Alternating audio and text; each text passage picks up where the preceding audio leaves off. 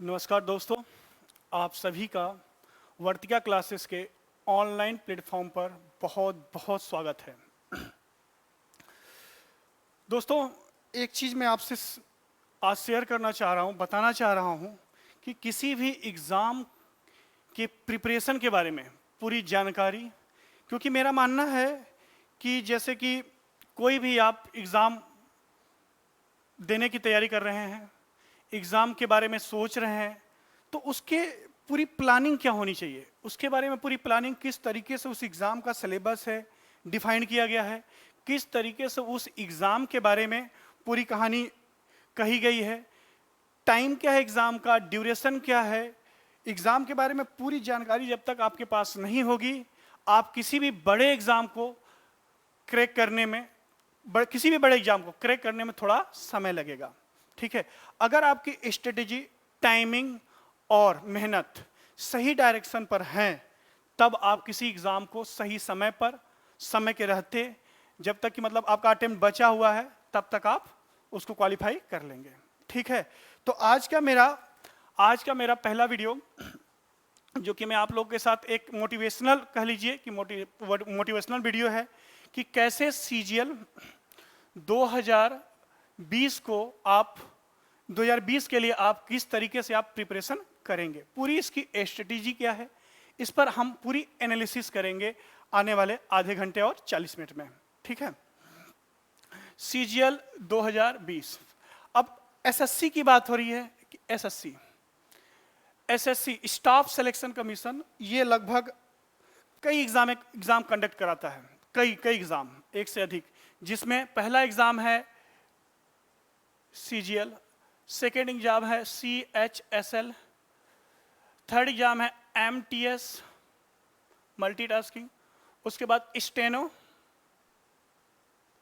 वगैरह वगैरह, कई एग्जाम हैं जिनका सिलेबस का मूलभूत आधार लगभग एक समान है। क्या बोला मैंने? जिनके सिलेबस का मूलभूत आधार लगभग एक समान है। इन सभी एग्जाम में जो सब्जेक्ट्स हैं, सब्जेक्ट की तैयारी आप किस तरीके से करेंगे, सब्जेक्ट का एनालिसिस कैसे करना है, लगभग ये तो रहा सीजीएल के, एसएससी के सारे एग्जाम। कुछ एग्जाम बैंक के हैं,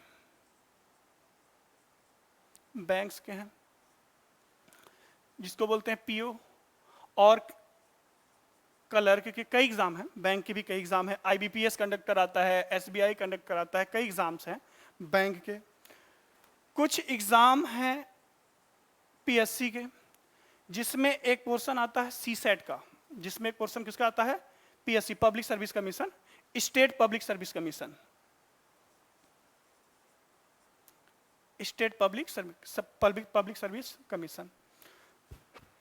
ध्यान सुनिए, एक एग्जाम ऑल इंडिया लेवल पर होता है UPSC, union public service commission, जिसको बोलते हैं सिविल सर्विस एग्जाम। इसमें भी सीसेट, इसमें भी सीसेट का एक पोर्शन होता है जो अनिवार्य पेपर के रूप में कंडक्ट होता है। ठीक है, तो बेसिकली आज हम यहां बात करने वाले हैं सीजीएल, एसएससी सीजीएल एग्जाम पर बात करने वाले हैं कि एसएससी सीजीएल का पूरा बैकग्राउंड क्या है, इसके पेपर में कौन कौन से सब्जेक्ट्स हैं, कौन कौन सा पोर्शन हमें अच्छे से रिवीजन करना चाहिए, सभी सब्जेक्ट के मार्क्स क्या हैं, सभी सब्जेक्ट में कितने नेगेटिव मार्क है, टाइमिंग क्या है। सबसे बड़ा तो रोल होता है टाइमिंग का, सबसे बड़ा किसका रोल होता है? टाइमिंग का। तो चलिए देखते हैं पहले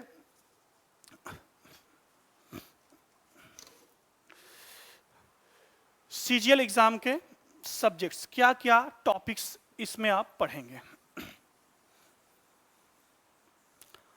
देखिए, किसी एग्जाम को निकालने के लिए पहला आपका जुनून, एग्जाम के प्रति आपका लगन, कोई भी एक एग्जाम।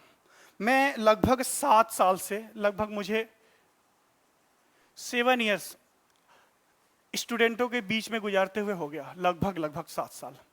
ठीक है, कई सेंटर देखे मैंने, कई टीचर्स के साथ रहा, कई अच्छे टीचर्स हैं जो आज बहुत अच्छा कर रहे हैं एजुकेशनल फील्ड में। ठीक है, 7 साल हो गए।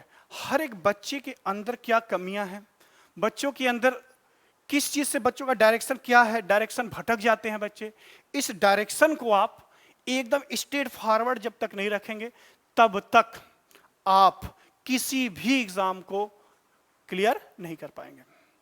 पहले आपका मोटिव क्या है, पहले अपने मोटिव को ध्यान दीजिए कि आप किस एग्जाम की तैयारी करने के लिए जा रहे हैं, उसके पीछे का बैकग्राउंड क्या है। बैकग्राउंड से तात्पर्य ये है कि उसका सिलेबस क्या है। सबसे इंपॉर्टेंट, पढ़ने के लिए तो बहुत कुछ है संसार में, बहुत कुछ पढ़ो आप, बहुत सारे टॉपिक्स पढ़ो आप, बहुत कुछ है पढ़ने के लिए संसार में, ठीक है। तो देखते हैं सीजीएल के सिलेबस के बारे में। सीजीएल में पहला टॉपिक आता है, पहला जो सब्जेक्ट है वो है इंग्लिश का, इंग्लिश। सेकेंड सब्जेक्ट इसका होता है मैथ्स। थर्ड सब्जेक्ट होता है इसका रीजनिंग। और फोर्थ पोर्शन होता है जीके, जनरल नॉलेज, ठीक है। यही चार हैं। सीजीएल के एग्जाम का पूरा सिलेबस है ये पूरा, ठीक। अब सीजीएल का एग्जाम 3 स्टेज में होता है। कितने स्टेज में? 3 स्टेज में। ध्यान से सुनिएगा मेरी बात, एक एक बात को आप ध्यान से, आराम से, क्योंकि देखिए जब तक आप किसी चीज को समझेंगे नहीं, देखो पढ़ने के लिए मैं फिर से बोल रहा हूं कि बहुत चीजें हैं। आपको नॉलेज के साथ साथ एक आपके पास सरकारी नौकरी भी होना चाहिए। सबसे बड़ा एग्जाम्पल पूरे संसार के लिए ये 4 महीना जो लॉकडाउन रहा है, ये 4 महीना जो लॉकडाउन रहा है, इस लॉकडाउन ने बहुत अच्छा एग्जाम्पल सेट किया है कि सरकारी नौकरी का महत्व क्या होता है। अच्छे अच्छे इंडस्ट्री के लोग आज बेरोजगार हो गए हैं। जो सबसे सुकून में है, जो टेंशन फ्री है, वो कौन है? सरकारी नौकर। कौन है? सरकारी नौकर। तो एक रेपुटेड एग्जाम है सीजीएल एग्जाम। एक ऐसा एग्जाम है जो सम्मान के साथ साथ एक अच्छा ग्रेड पे स्केल जो भी बोल रहे हैं आप, अच्छा सैलरी, एक समाज में आपकी प्रतिष्ठा, सब कुछ इस एग्जाम के थ्रू आप पा सकते हैं। ध्यान से समझिए। हाँ, तो 4 टॉपिक इसमें हैं, इंग्लिश, मैथ, रीजनिंग और जीके। सबसे बड़ी समस्या नॉर्थ इंडिया के स्टूडेंटों के लिए, मैं नॉर्थ इंडिया के स्टूडेंटों की बात कर रहा हूं, सबसे बड़ी समस्या हिंदी भाषी क्षेत्र, सबसे बड़ी समस्या इंग्लिश में कि इंग्लिश को कैसे पढ़ा जाए, सबसे बड़ी समस्या। फिर इसके स्टेज के बारे में बताएंगे कि कितने स्टेज में एग्जाम में कंडक्ट किया जाता है। पहली बात कि इंग्लिश कैसे पढ़ा जाए। अब इंग्लिश कैसे पढ़ा जाए, इंग्लिश को किस तरीके से, क्योंकि इंग्लिश एक लैंग्वेज है, लैंग्वेज में आपको इंटरेस्ट जगाना पड़ेगा, चाहत पैदा करनी पड़ेगी किस तरीके से हम इंग्लिश को पढ़ें। क्योंकि इंग्लिश से हिंदी भाषी क्षेत्र के जितने भी, चाहे आप बिहार के स्टूडेंटों को ले लीजिए, राजस्थान के ले लीजिए, यूपी के ले लीजिए, एमपी के, हरियाणा, कहीं के भी ले लीजिए, जो हिंदी भाषी क्षेत्र के स्टूडेंट है या स्टेट बोर्ड का लीजिए, हिंदी में माध्यम के जो बच्चे हैं, उनके लिए सबसे टफ काम होता है इंग्लिश पढ़ना। तो 2-3 चीजें जो मेरा अपना अनुभव है इंग्लिश के लिए, जैसा कि मैं 7 वर्षों से देख रहा हूं बच्चों में इंग्लिश में कितना इंप्रूव किया जाए, किस तरीके से इंप्रूव किया जाए इंग्लिश को, इन सब चीजों को आप 1 महीने, बस अगर मेरी बात सुन रहे हैं तो 1 महीने, केवल और केवल 1 महीने मेरी बात को ध्यान से सुनिए, फॉलो कीजिए और देखिए रिजल्ट क्या आ रहा है। अगर रिजल्ट नहीं आया फिर आप मुझसे बताइएगा, कमेंट बॉक्स में आप खुद 1 महीने बाद कमेंट कीजिएगा इसी वीडियो पर कि सर आपने तो ये बोला था। ध्यान समझिए, देखिए सब कुछ, कोई भी टीचर किसी को कहते हैं ना क्या कि घोटा दे पूरा, पूरा का पूरा उसे एकदम क्या कहते हैं, मथनी में मथ के पिला दे, तो भी सिलेक्शन नहीं होगा। फाइनली आपका मेहनत ही आपके सिलेक्शन। हम तो केवल आपको गाइड कर सकते हैं कि किस रास्ते पर आप चलें, किस रास्ते को आप फॉलो करें, बस हम गाइड कर सकते हैं आपको। बस क्या पढ़ना है, क्या नहीं पढ़ना है, कितना पढ़ना है, किस तरीके से पढ़ना है, क्या पढ़ना, कैसे पढ़ना और कितना पढ़ना, ये मैं अपने ऑफलाइन क्लास में भी बोलता हूं और मैं यहां पर भी बोल रहा हूं, वर्तिका क्लासेस से भी बोल रहा हूं। तो ध्यान रखिएगा ये चीज। इंग्लिश आप कम से कम, ध्यान रखिए, आप कम से कम डेली 40 मिनट डेली या तो कोई इंग्लिश बुक पढ़िए या न्यूज़पेपर पढ़िए या कुछ इंग्लिश में मूवियां देखिए, कुछ भी जो आपको इंग्लिश में, मतलब सुनिए बस उसको, ठीक है, इंग्लिश में। ये हैबिट डालिए अपने अंदर, एक हैबिट बिल्डअप कीजिए इंग्लिश में जितनी कहानी। दूसरी बात, डेली का डेली एक टारगेट फिक्स कीजिए, 20 to 30 word meaning, word meaning. अब हिंदी भाषी क्षेत्रों में वर्ड मीनिंग याद करने का एक रटा रटाया तरीका है, स्कूलिंग मेथड है कि क्या करते हैं कि किसी इंग्लिश के मीनिंग का हिंदी में वर्ड याद करते हैं। आप हिंदी में नहीं, इंग्लिश टू इंग्लिश, उसका मतलब बस समझिए कि इसका मतलब ये होता है, इंग्लिश टू इंग्लिश। इससे क्या होगा, आपको एंटोनेम और सिनोनिम्स ये आपका स्ट्रांग हो जाएगा। अब बहुत इंपॉर्टेंट पार्ट है, इंग्लिश का रोल सीजीएल में बहुत इंपॉर्टेंट रोल है, क्योंकि इंग्लिश और मैथ ही तो जान है सीजीएल का। बाकी रीजनिंग और जीके सपोर्ट करते हैं, सपोर्ट देते, पुशअप देते हैं, जान तो यही है।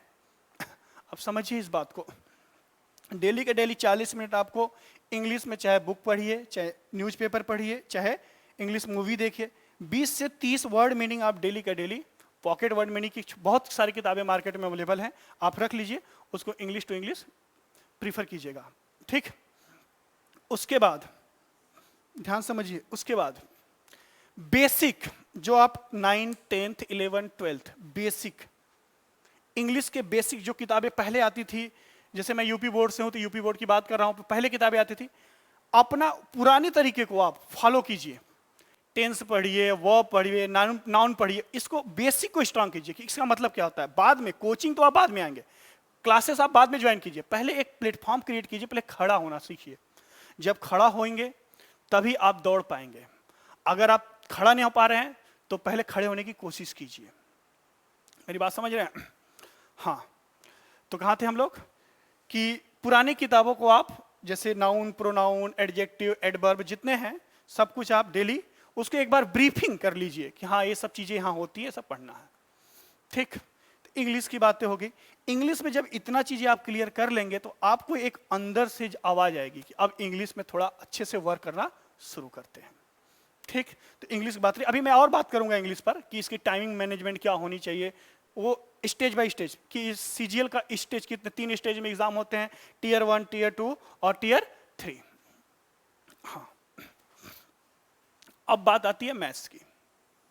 मैथ्स, अगर किसी का इंग्लिश अच्छा हो गया तो वो कहाँ मार खाता है, मैथ्स में। लेकिन नॉर्थ इंडिया के बच्चों का मैथ बहुत स्ट्रांग होता है, बहुत स्ट्रांग होता है मैथ्स का, सब सारे पोर्शन बहुत अच्छे से, वो बेसिक उनका 9, 10th, 11th, 12th बहुत अच्छा होता है। जो लोग साइंस बैकग्राउंड से नहीं है, 9, 10th का मैथ ही तो है। और मैं भी बताऊंगा कि एक किताब NCERT आपके पास किस किस क्लास का, 9th, 10th, 11th and 12th, ये 4 क्लास की किताब आपके पास एनसीईआरटी की बुक होनी चाहिए। अब तो यूपी बोर्ड में भी एनसीईआरटी अलाउ हो गया है, चाहे हिंदी में मिले चाहे इंग्लिश में, दोनों का मतलब एक ही है, जैसे आपको समझ में आए। एनसीईआरटी की बुक आप जरूर रखिए, क्योंकि एनसीईआरटी से जो बेसिक चीजें हैं एनसीईआरटी में, जो आपके आधार को तय करते हैं, आपके आधार को मजबूत बनाते हैं, वो कौन सा किताब है, एनसीईआरटी। सारे किताबें इसके आगे फेल है। आप एनसीईआरटी को पहला काम यही कीजिएगा, किसी भी इंस्टीट्यूट में पढ़ने जाने से पहले, कि कोई क्लास ज्वाइन करने से पहले, आप एनसीईआरटी की बुक को जरूर प्रीफर कीजिए। एनसीईआरटी 9, 10, 11, 12। पहले मैथ्स की बात करेंगे कि आप मैथ्स के लिए ये चारों क्लास के एनसीईआरटी को आप रख लीजिए अपने पास, पहला काम। मैं ऑफलाइन में भी बच्चों को पहले ही दिन बताता हूं कि आपके पास ये चारों किताब होने चाहिए, एनसीईआरटी के चारों किताब होने चाहिए।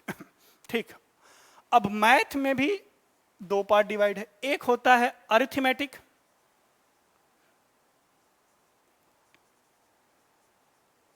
एक होता है एडवांस। अरिथमेटिक का मतलब होता है व्यवहार गणित।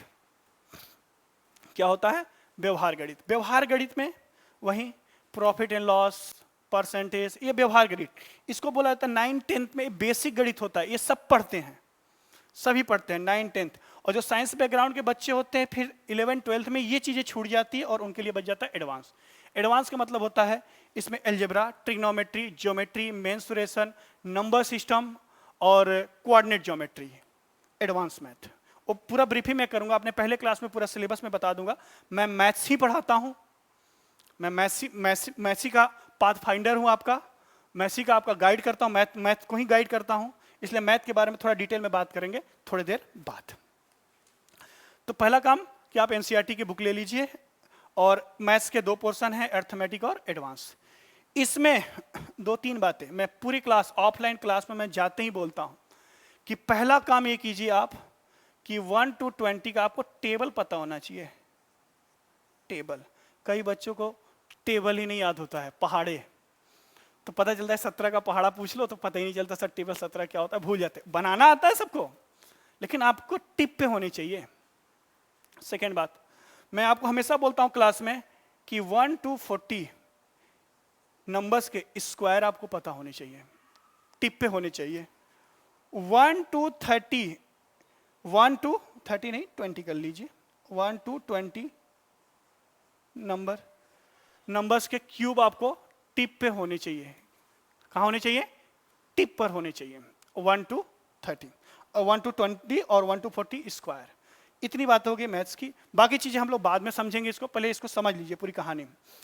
इस एग्जाम का मेन उद्देश्य ही होता है, 1-2 पोस्ट नहीं है इस एग्जाम में, बहुत सारे ऐसे पोस्ट हैं। अगर आप इनिशियल एज में, इनिशियल एज का मतलब होता है कि अगर आप 28 प्लस 28, 29, 30 साल में अगर इस एग्जाम को क्वालिफाई कर लेते हैं तो आप जितने असिस्टेंट के पद हैं, जितने असिस्टेंट के पोस्ट हैं, उसके बाद कैग का पोस्ट एक जुड़ गया है इसमें, इंस्पेक्टर के पोस्ट हैं, और इसमें कई ऐसे पोस्ट हैं जो गजेस्टेड ऑफिसर के पोस्ट हैं।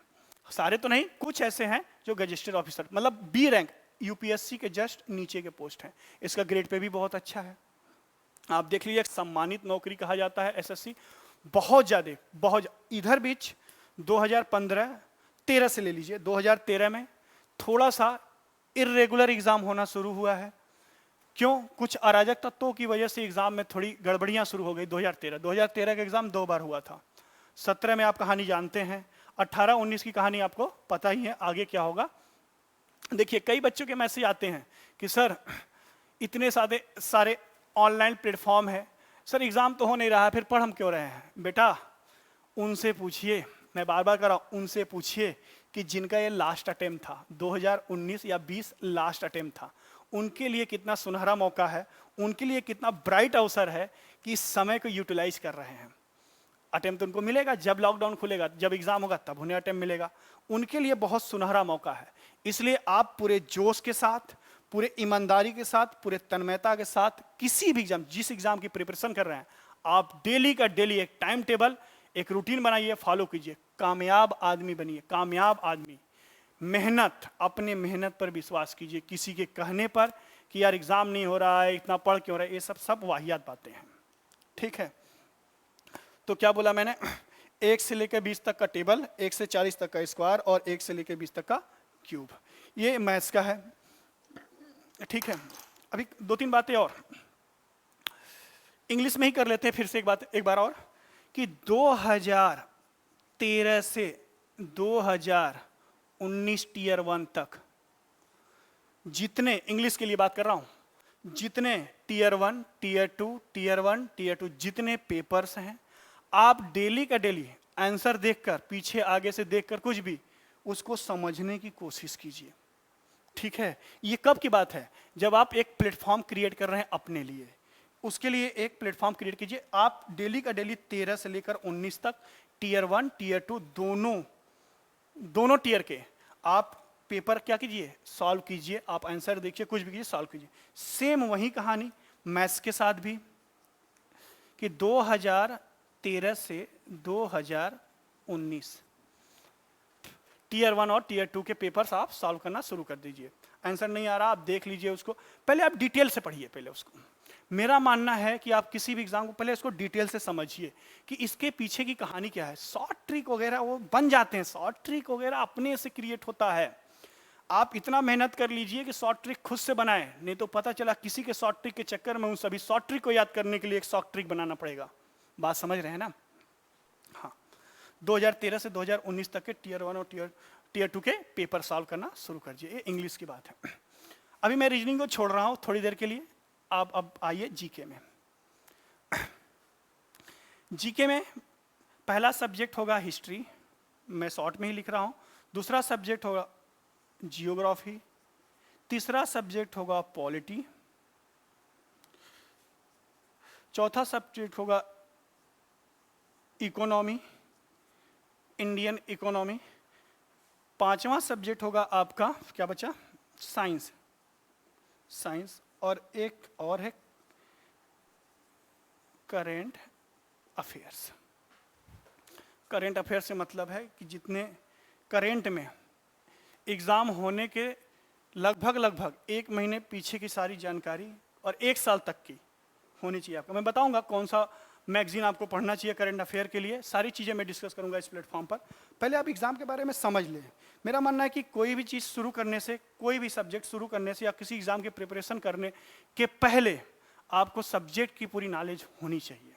सब्जेक्ट के नॉलेज के बाद ही आप किसी एग्ज़ाम को टच करें। बच्चे चले आते पता नहीं होता कि एसएससी का फुल फॉर्म क्या है, हम किस एग्ज़ाम की तैयारी कर रहे हैं पता ही नहीं है। आते हैं एसएससी की तैयारी करने, पटवार का एग्ज़ाम देते हैं। पहले आप एक टारगेट फिक्स कीजिए, पटवार का एग्ज़ाम देकर उसी में खुश हो जाते हैं। यार आप करने क्या आए थे, क्या बन गए?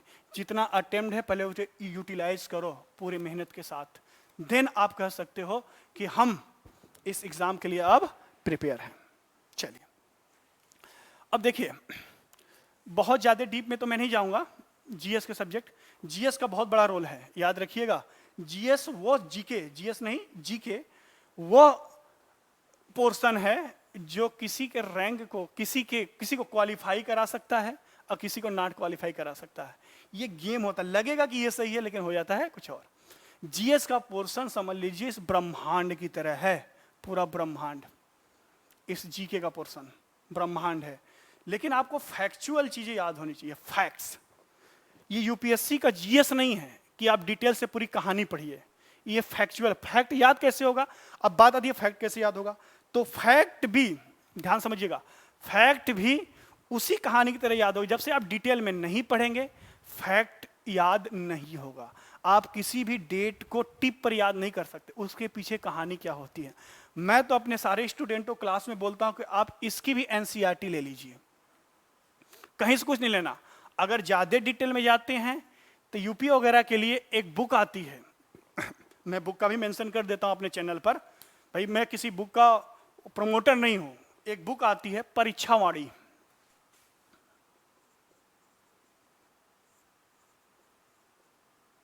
परीक्षावाणी, बाहर चला गया, मैं यहां लिख दे रहा हूं।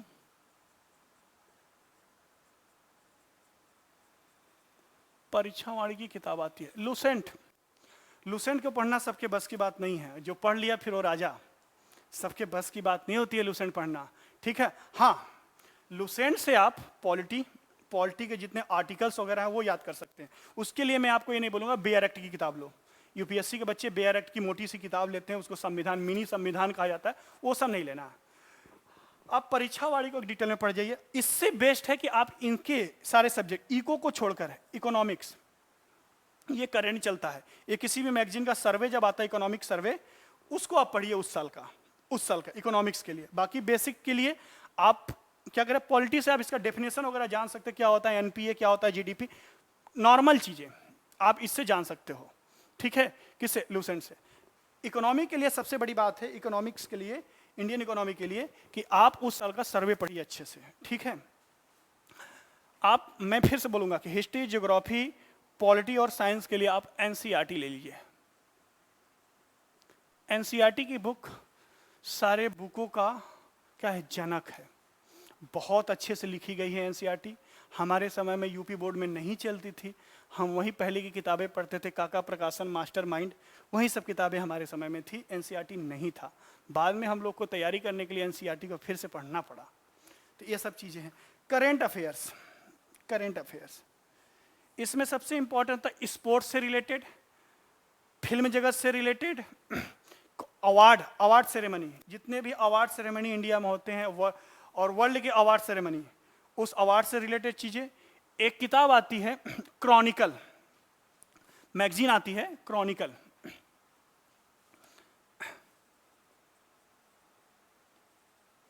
क्रॉनिकल एक आती है यूपीएससी के लिए, एक आती है बहुत पतली सी होती है, 20 या 25 रुपए की मार्केट में अवेलेबल है, हिंदी इंग्लिश दोनों में मिलती है। बेस्ट किताब है क्रॉनिकल मैगजीन, ले लीजिए। क्रॉनिकल का मैगजीन हर महीने आती है, मंथली आती है, उसको आप पढ़ना शुरू कीजिए। आपके करंट अफेयर बहुत अच्छे हो जाएंगे, करंट अफेयर्स। अब ध्यान रखिएगा, लूसेंट से 2 ही टॉपिक पढ़ सकते हैं आप, एक तो पॉलिटी और एक साइंस। और लूसेंट से फैक्ट याद करना सबके बस की बात नहीं है। अब बात आती है रीजनिंग की। भाई रीजनिंग तो कोई सब्जेक्ट ही नहीं है। रीजनिंग का मतलब होता है एट ए टाइम, तर्क शक्ति। एट ए टाइम आप क्या सोच पा रहे हैं, वही तो है रीजनिंग। हाँ, कुछ टॉपिक्स हैं रीजनिंग के जिसमें आप मेथड अप्लाई करते हैं, जैसे डायरेक्शन हुआ तो डायरेक्शन, और क्लॉक हुआ कि 1 मिनट में कितना डिग्री या 1 डिग्री में कितना मिनट। और जैसे डायरेक्शन हो गया, क्लॉक हो गया, डायस हो गया, कुछ लॉजिक्स हैं इसके, फैक्ट लॉजिक है, रैंकिंग हो गया, ठीक, सेलोलिज्म है, फिल इन द ब्लैंक तो आया आया नहीं आया, उसमें ज्यादा दिमाग लगाने की जरूरत नहीं है। तो रीजनिंग आप कुछ मत कीजिए, रीजनिंग पर जितने भी, वही बात है कि 2013 से 2019 तक के सीजीएल के पेपर, सीएचएसएल के पेपर और सीजीएल से एमटीएस के पेपर, उसके बाद आता है दिल्ली पुलिस एसआई, उसका सीपीओ एग्जाम, सीडीएस, रीजनिंग, आप कई पेपर सेट लेकर आप धीरे धीरे धीरे धीरे करके अपना सॉल्व करते चले जाइए।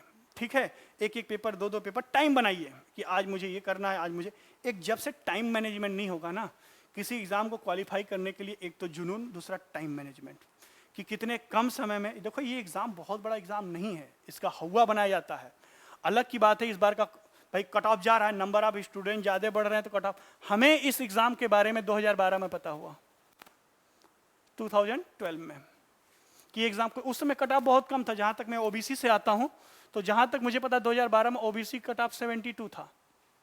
मेरे घर का ही एक बंदा है इसमें, ठीक है, 72 नंबर ओबीसी का कट ऑफ था, 2012 की बात है। 2012 से इस एग्जाम में बाढ़ आ गई, बेरोजगारी बढ़ी, इंजीनियरिंग सब्जेक्ट, जितने ग्रेजुएट लेवल के लोग हैं, जितने ग्रेजुएशन कर चुके हैं, ग्रेजुएशन से मतलब है 10 + 2 + 3, किसी भी सब्जेक्ट से आप ग्रेजुएट हो, ग्रेजुएट लेवल का इसका नाम है कंबाइंड ग्रेजुएट लेवल। ठीक है, इसमें आर्ट्स वाले आ सकते हैं, साइंस वाले प्रोफेशनल आ सकते हैं, एमबीए और बीटेक, एमटेक, सभी लोग इसके एग्जाम को दे सकते हैं। ठीक है, इसलिए इसमें भीड़ ज़्यादा बढ़ गई। तो ये रहा पूरा क्या कहते हैं सब्जेक्ट का एनालिसिस। अब आती है टाइम मैनेजमेंट कैसे किया जाए। ठीक है, तो थोड़ा टाइम मैनेजमेंट पे बात कर लेते हैं। अगर किसी को स्क्रीनशॉट लेना तो आप ले सकते हैं एक बार, वैसे ज़रूरत नहीं है, आपके पास सब लिखे हैं, धीरे धीरे लिख लीजिए एक बार।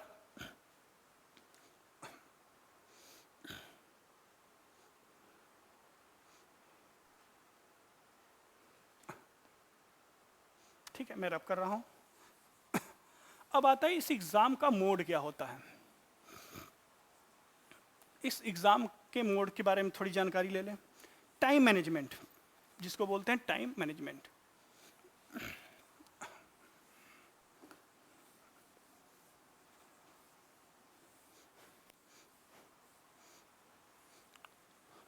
देखिए किसी भी एग्जाम के प्रति मैं ऐसे ऐसे स्टूडेंटों को देखा हूं जो बिलो द लेवल थे। जैसा कि आपने थंबनेल में ही देखा होगा कि जिसकी शून्य से जो तैयारी करना शुरू कर रहा हो, उसके लिए क्या क्या स्ट्रेटेजी होनी चाहिए, कैसे उसके प्रिपरेशन करना चाहिए। ठीक है, उसके लिए मैं पूरी डिटेल में आपको जानकारी दे रहा हूँ। ठीक, अब आता है एग्जाम का मोड। मैं अभी सीजीएल की बात कर रहा हूँ। ठीक है, एग्जाम का मोड,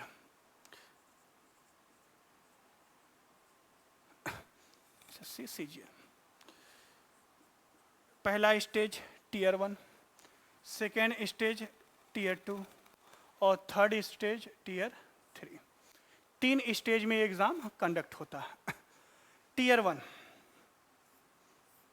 सिनॉप्सिस बना लीजिए थोड़ा सा। टीयर 1 में मैथ्स, इंग्लिश में केवल वर्ड लिख रहा हूँ, आप समझ जाइएगा, सिंबल ही लिख रहा हूँ, इंग्लिश, रीजनिंग और जीके, टीयर 1 में। अब मैं यहां लिख दे रहा हूं आपके लिए, एक तो नंबर ऑफ क्वेश्चंस, मार्क्स,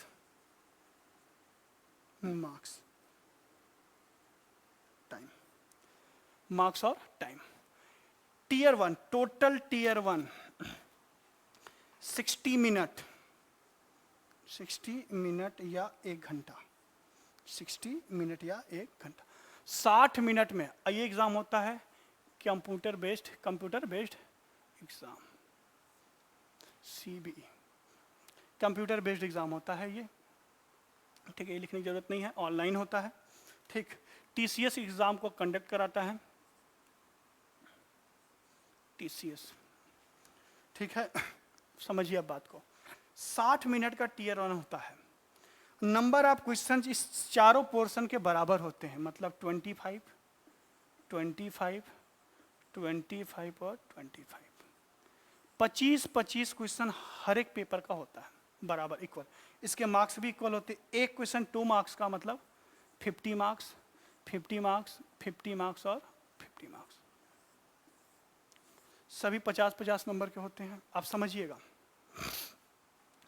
थोड़ा सा मेहनत, थोड़ा सा गाइडलाइन, थोड़ा सा मेहनत और थोड़ा सा गाइडलाइन। 25 में से एक एवरेज स्टूडेंट अगर सिस्टमैटिक ढंग से तैयारी कर रहा है, मैं 7 साल का अनुभव बता सकता हूं कि कम से कम अगर नंबर लाएगा, मैं नंबर ऑफ क्वेश्चन की बात कर रहा हूं, नंबर ऑफ क्वेश्चन कम से कम थोड़ा सा है, 1 मिनट, थोड़ा सा मेहनत करेगा तो कम से कम वो मैथ्स में 25 क्वेश्चन में से 20+ क्वेश्चन अटेम्प्ट कर सकता है, ठीक है। इंग्लिश की वही कहानी है कि थोड़ा सा सिस्टम को अपने सुधार लो, टाइम मैनेजमेंट बना लो। एक एवरेज स्टूडेंट की मैं बात कर रहा हूं, यहां पे वो 20+ ला सकता है, ठीक है। रीजनिंग में तो ऐसे ऐसे स्टूडेंट हैं जो 25 का 2500, लेकिन एवरेज मान के चल रहे हैं हम लोग 22+। कितना हो गया है? 40 क्वेश्चन यहाँ, 40, 20, 60 और 62। इसका डबल कर दे। देखिए नॉर्मलाइजेशन एक कहानी जुड़ गई है। कईयों को नॉर्मलाइजेशन का कंसेप्ट ही नहीं पता चल रहा है, किसी को नहीं पता चल रहा है। जैसे पहले यूपीएससी में होता था स्केलिंग, ठीक है, डेट वाइज एग्जाम होता है। स्केलिंग का मतलब वहाँ सब्जेक्ट वाइज एग्जाम से होता है कि इस सब्जेक्ट में अगर इतने बच्चे क्वालिफाई हो गए तो उनको भी एवरेज लाना पड़ता है, जो टफ सब्जेक्ट होते हैं उनके बराबर। यहाँ नॉर्मलाइजेशन का फंडा अभी तक समझ में नहीं आया। मैं अपनी बात कर रहा हूँ, फार्मूला सीजीएल ने दिया जरूर है, एसएससी ने, लेकिन मुझे उस फार्मूले को अभी क्लियर ही नहीं हो पा रहा है कि उसका कैसे फार्मूला अप्लाई करते हैं।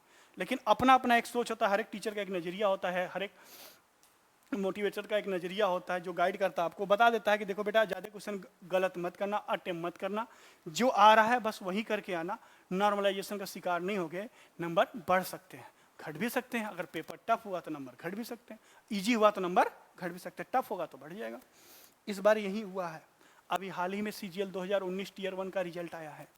देखा गया है अच्छे से स्टूडेंट नॉट क्वालिफाई हुए हैं, एवरेज बच्चे क्वालिफाई कर गए हैं। तो उनका मेहनत होता है, वो number of question come attempt करते हैं। समझिए पूरी कहानी। अभी क्लास जैसे जैसे चलेगी, आज तो मैं पूरा एक सिनॉप्सिस आपको दे रहा हूँ कि देखिए एक स्ट्रेटेजी, एक राइट टू डायरेक्शन में चलना है आपको, स्ट्रेट फॉरवर्ड, दाएं बाएं नहीं देखना है, एकदम फॉरवर्ड चलिए। 1 से 2 साल समय दीजिए इसके लिए, ठीक है। मैं ये नहीं कहूँगा, फोकस होइए पहले, बहुत होता है 2 साल का समय यार, बहुत होता है, ठीक। कितना होगा? 62। जीएस, अगर सिस्टमैटिक ढंग से इस बार का पेपर आप देखेंगे, पुराने पेपर देखिए 2013 से लेकर, अगर जीएस को आप रेगुलर रूटीन में लेते हैं, जैसे नहीं होता है गोली होती है विटामिन की, खाने के पहले, खाने के बाद और सोने से पहले और सुबह नाश्ते के बाद, विटामिन की तरह आप लीजिए बस जीएस को, ठीक है। मान के चलिए अगर जीएस में आप 15+ भी रहते हैं, क्वेश्चन की बात नहीं कर रहा हूँ, क्वेश्चन की बात, 15+, 62, 5 कितना हो गया? 67, 77 अप्रॉक्स। अगर आप 80 क्वेश्चंस विदाउट किसी एरर, विदाउट किसी नेगेटिव मार्किंग कर देते बच्चे, ज्यादा कुछ 80 एक बाउंड्री, मैं 70 बोल रहा था 2018 तक जब मैं क्लास लेता था, तो वहां पर मैं 70 बोलता था, लेकिन इस बार का कट ऑफ देखा, AA का कट ऑफ देखिए बहुत ज्यादा है, ठीक है। तो आप मान के चलिए 80+ सेफ है, बहुत कट ऑफ जा रहा है। यहाँ तो 33% पे, 33.3% पे हम लोग बोर्ड पास हो जाते थे, यहाँ तो 75% पे भी नॉट क्वालिफाई हैं। ये कहानी है। तो जैसा एग्जाम के पहले व्यवहार को समझिए कि ये एग्जाम कैसा व्यवहार कर रहा है, कर रहा है। हर एक एग्जाम का एक अपना अपना क्या होता है, स्ट्रेटेजी होती है तैयारी करने के लिए, ठीक है। ये एग्जाम उसी तरीके से बिहेव करेगा जैसा बिहेव कर रहा हो वैसे आप इसको पढ़िए। समझिए अब बात को। 75% से ऊपर ही इसका कट ऑफ जा रहा है। सेम वही बैंकिंग का है, वही सीपीओ का है, सब वही कहानी है। सब्जेक्ट लगभग सबका। मैं यहाँ पर मैथ्स के लिए आपके लिए गाइड करूंगा। तो जब मैं पहला लेक्चर लेकर आऊंगा आपके सामने, मेरी वीडियो क्लास जो आएगी आपके सामने डेली 7 बजे डेली के डेली 7 बजे, शाम के 7 बजे आपको वीडियो लेक्चर 30 मिनट, 45 मिनट या 1 घंटे तक आप अपने कमेंट सेक्शन में बता दीजिएगा मुझे कमेंट करके कि सर सफिशियंट है इतने टाइमिंग। एक रूटीन आपको दे दूंगा मैं। अगर आप कहेंगे तो मैं मॉर्निंग में भी अपडेट कर दिया करूंगा वीडियो। अभी लाइव क्लास नहीं कर सकता। लाइव क्लास में कई फैकल्टीज अभी फंसे हुए हैं, कोई कहाँ जहाँ है वहीं से वो लोग लाइव कर रहे हैं अपने अपने प्लेटफॉर्म पर। लेकिन वर्तिका क्लासेस से जुड़ने के लिए अभी उनके लिए समय है। तो अभी कल मैं मैथ ही इतना बड़ा पोर्शन है कि अभी मैं मैथ पढ़ाऊंगा, धीरे धीरे जीएस जुड़ जाएगा, रीजनिंग जुड़ जाएगा आपके साथ। उसके बाद आपके साथ इंग्लिश, बेस्ट फैकल्टी इंग्लिश का प्रोवाइड कराऊंगा इस प्लेटफॉर्म पे, ठीक है। अगर ये सब बातें आपको अच्छी लगे, थोड़ी मोटिवेशन जगे, क्योंकि जुनून ही सब कुछ है। अगर जुनून नहीं है, किसी एग्जाम के प्रति चाहत नहीं है, आप देख लो जब आईएएस का एग्जाम का रिजल्ट निकलता है, मेन फाइनल रिजल्ट निकलता है, तो पेपर में आता है किसान का बेटा आईएएस बना, इसका बेटा। उनके अंदर कुछ और, उनके पास संसाधन नहीं है, लेकिन वो जो सीमित संसाधन है उन्हीं संसाधनों की मदद से उस एग्जाम को क्या करते हैं, क्वालिफाई करते हैं। हमारे यहाँ बच्चे हैं, पंखा नहीं चल रहा है, रूम में नहीं चल रहा, वो यार ये सब चीजें बहानेबाजी हैं। जो संसाधन भगवान ने, परिवार ने आपको दिया है, उसी संसाधन की मदद से आप किसी भी एग्जाम को क्या कर सकते हैं, निकाल सकते हैं। जुनून होना चाहिए। पढ़ने वाले कोई ब्रह्मांड से नहीं आते, हमारे और आपके बीच के ही लोग होते हैं, ठीक है। तो हम कहाँ थे, टीयर 1 पे थे। टीयर 1 की ये कहानी 80+। अब बात आती है टीयर 2 की। टाइम मैनेजमेंट में बताऊंगा जब मैं सब्जेक्ट पढ़ाऊंगा। मैथ्स के सब्जेक्ट में मैं बताऊंगा कि किस पोर्शन के लिए कितना टाइम में, जैसा कि ऑफलाइन क्लास में डेमो वाले क्लास दिन, डेमो के क्लास वाले दिन ही मैं पूरे बच्चों को लगभग एक क्लास मेरा यही रहता है स्ट्रेटेजी पर। जो बच्चे मेरे से ऑफलाइन में पढ़ चुके हैं तमाम शहरों में, दिल्ली हो गया, प्रयागराज हो गया, वाराणसी, लखनऊ, जो पढ़ चुके हैं उनके लिए सब कुछ, मतलब पहले ही दिन मैं बता देता हूँ पूरी कहानी कि देखो भाई इस एग्जाम की तैयारी करने चल रहे हो, इस एग्जाम के लिए अगर इस चीज़ों को फॉलो करोगे तभी इस एग्जाम में बैठना, अन्यथा इस एग्जाम में टाइम वेस्ट करने से कोई फायदा नहीं। आप दूसरे एग्जाम, नौकरी तो नौकरी होती है, कोई भी सरकारी नौकरी मिल जाए, लेकिन अगर आपके अंदर चाहत, एक सम्मानित नौकरी, बहुत अच्छे पोस्ट है, इसमें देखिएगा पूरा डेटा निकाल के। मैं टेलीग्राम चैनल पे हर एक डेटा को आपको पोस्ट करता रहूँगा, हर एक चीज़ पोस्ट करता रहूँगा आपको, ठीक है। अब बात समझिए। अब एग्जाम का अगला स्टेज होता है टीयर 2। समझिएगा इस बात को, जिसको बोलते हैं स्टेज 2।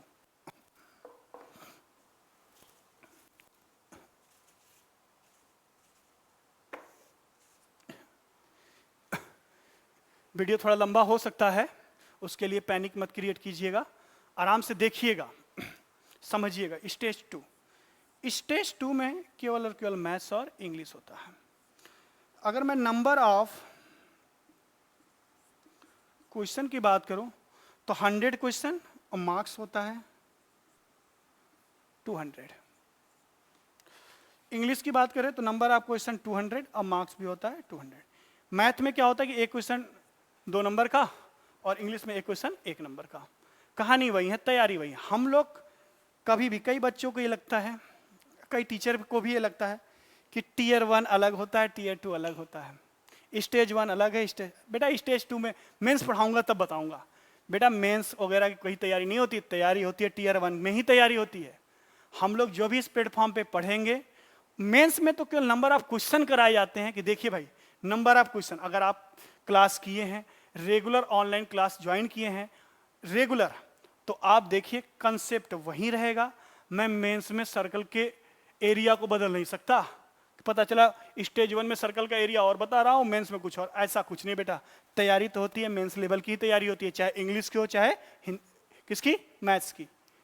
मेंस की तैयारी करना है हमें हमेशा याद रखना, मेंस लेवल से ही पढ़ना है कंसेप्ट। बस मेंस में देखिए प्री टीयर 1 और टीयर 2 में बस थोड़ा सा अंतर है। अगर सिंगल मेथड पर कोई क्वेश्चन हिट हो जा रहा है आपसे, सिंगल कंसेप्ट पर ही क्वेश्चन को आपने कर लिया, वो टीयर 1 बन जाएगा। टीयर 2 में नंबर ऑफ कंसेप्ट बढ़ जाता है, एक ही क्वेश्चन में 4 कंसेप्ट लगेगा। पता चला सर्कल का क्वेश्चन है तो उसमें क्या लगेगा, कई कॉन्सेप्ट लगेंगे, 2 से 3 ट्रायंगल का भी कॉन्सेप्ट लगेगा, हो सकता है क्वाड्रिलेटरल का कॉन्सेप्ट लगे, कई कॉन्सेप्ट, एक से अधिक कॉन्सेप्ट, वो मेंस का बन जाता है। टाइम थोड़ा सा, टाइम मैनेजमेंट, इसमें टाइम भरपूर मिलता है मेंस में। टीयर 1 में तो कम मिलता है क्योंकि कई सब्जेक्ट हैं, लेकिन टीयर 2 में टाइम भरपूर मिलता है। टाइम की बात करें तो आई थिंक 2 आवर्स, ये भी 2 आवर्स, दोनों 2-2 घंटे का पेपर होता है। ये भी कंप्यूटर बेस्ड एग्जाम है। ठीक है, इन चीजों को समझ के अब आ जाइए टीयर 3 में। इसमें कंप्रिहेंशन होता है। कंप्रिहेंशन का मतलब होता है कि लेखन शैली, लेखन शैली मतलब एप्लीकेशन और एसे। ठीक है, लेखन और लेखन शैली कह ले कि राइटिंग स्किल आपकी कैसी है, राइटिंग स्किल वो आपका जज करता है। पहले इसके जगह पर इंटरव्यू हुआ करता था। तो इसमें एप्लीकेशन आता है एक और एक एसे आता है। तो हिंदी में भी आप ऐसे लिख सकते हैं, एप्लीकेशन लिख सकते हैं, इंग्लिश में भी आप ऐसे और एप्लीकेशन लिख सकते हैं, जैसी आपकी हैबिट हो। उसमें कोई बाउंड्री नहीं है कि आप इंग्लिश में ही लिखें या हिंदी में लिखें।